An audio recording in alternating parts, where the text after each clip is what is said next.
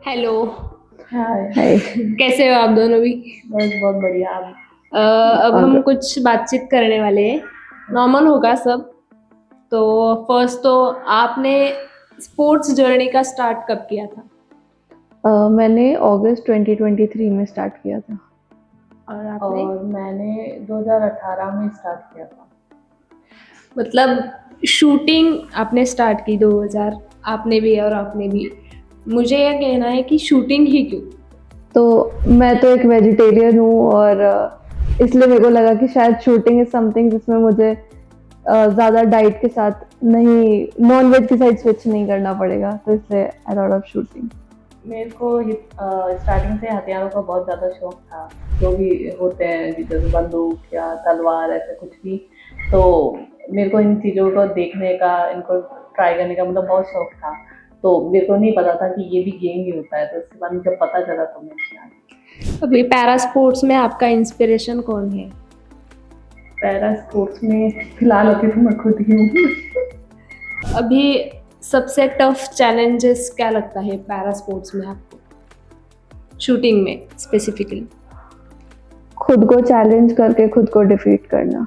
हम अपने आप में ऑलरेडी खुद ही एक चैलेंज ही हैं, जो हम यहाँ से उठ के हम आगे बढ़ने का वो कर रहे हैं। तो शूटिंग में ओवरऑल कंपटीशन हम खुद से ही करते हैं। आप दोनों यहाँ तक आए हो, इंटरनेशनल प्लेयर्स हो दोनों भी, तो इन सब में फैमिली का सपोर्ट बहुत इम्पोर्टेंट होता है। तो आपके फैमिली का सपोर्ट कैसा था? बहुत ज़्यादा सपोर्ट था, उनके सपोर्ट के बगैर मैं यहाँ तक नहीं था। सेम, मेरे पेरेंट्स का भी काफ़ी सपोर्ट रहा है और हर कंपटीशन में वो मेरे साथ होते हैं। तो मेंटली भी और बाकी ट्रेनिंग पे ले जाना लाना, एवरीथिंग 100% सपोर्ट। कोचेस के बारे में क्या कहना चाहोगे?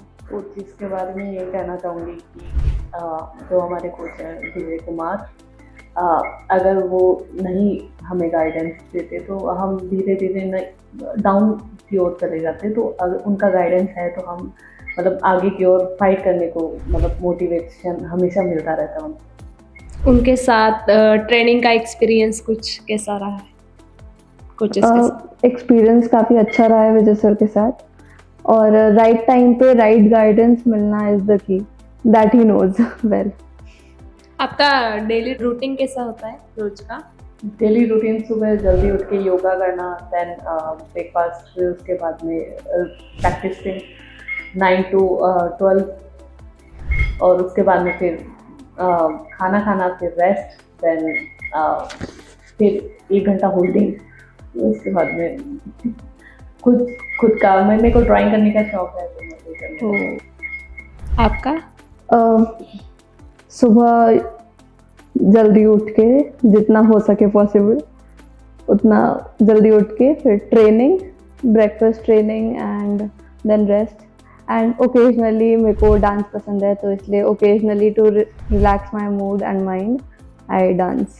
आप दोनों ही राजस्थान से हो, तो वहाँ की स्पोर्ट्स की फैसिलिटीज़ के और सपोर्ट के बारे में आप क्या कहना चाहोगे?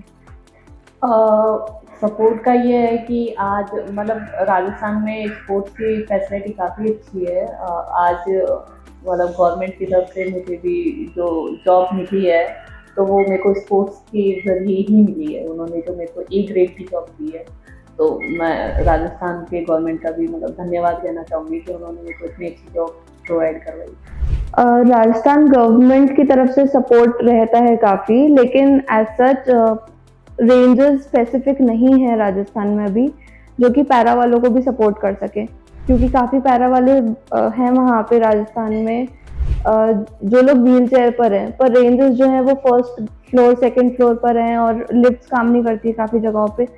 कहीं पे वॉशरूम का दिक्कत होता है, coaches are not well informed about para. तो काफ़ी लोग हैं जो अभी तक पैरा के लिए खेलना चाह रहे हैं, लेकिन उन्हें प्रॉपर इन्फॉर्मेशन डिलीवर नहीं हो पा रही है कि किस प्रोसेस को हमें फॉलो करना चाहिए, कौन कौन से इवेंट्स हमें खेलने चाहिए, रेंजर्स तक कैसे पहुंच सकते हैं, क्या कोच हमें गाइड कर पाएंगे वैसा। तो there are a lot of things जिसमें पैरा को बहुत सपोर्ट चाहिए राजस्थान में। और राजस्थान अभी पैरा स्पोर्ट्स में काफ़ी, शूटिंग में भी जैसे इस बार नेशनल्स में Rajasthan is at first position. तो आई फील अगर और ऐसे ही सपोर्ट मिलता रहे, जो जो अभी हम जिसमें ड्रॉबैक्स हैं हमारे, उस पर काम किया जाए, तो Rajasthan can lid at the international levels also. तो आपका जॉब और डेली रूटीन प्रैक्टिस कैसे मैनेज करते हो? प्रैक्टिस का हो जाता है मैनेज, अलग से टाइम निकाल के, थोड़ा कैसे भी करके। तो वो बोलता है ना कि अगर जुनून हो तो कहीं से भी टाइम निकालना पड़ता है।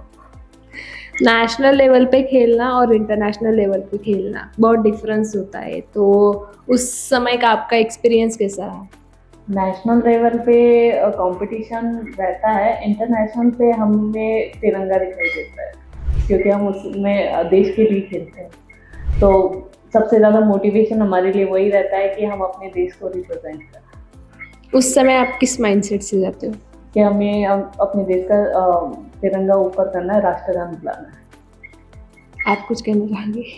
It's the same.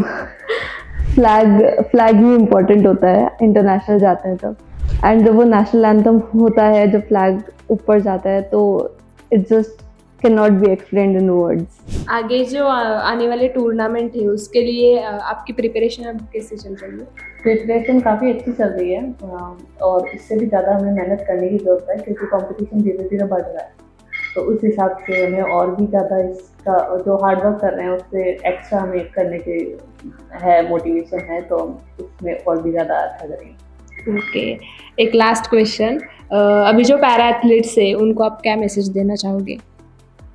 Para athletes को यही मैसेज देना चाहूँगी कि अपनी डिसेबिलिटी को लेकर बैठे नहीं, अपनी कमजोरी को ही अपनी ताकत बनाएं, ताकि वो अपने आने वाला फ्यूचर सिक्योर कर सकें। मैं बोलूँगी कि ये डिफरेंटली एबल्ड नहीं है हम स्पेशली एबल्ड हैं, विच इज़ हर काम हम कर सकते हैं पर एक अलग तरीके से करते हैं। तो इसको as a motivation, as a power लेके चलें, and not a disability. Thank you so much. Thank you. Thank you.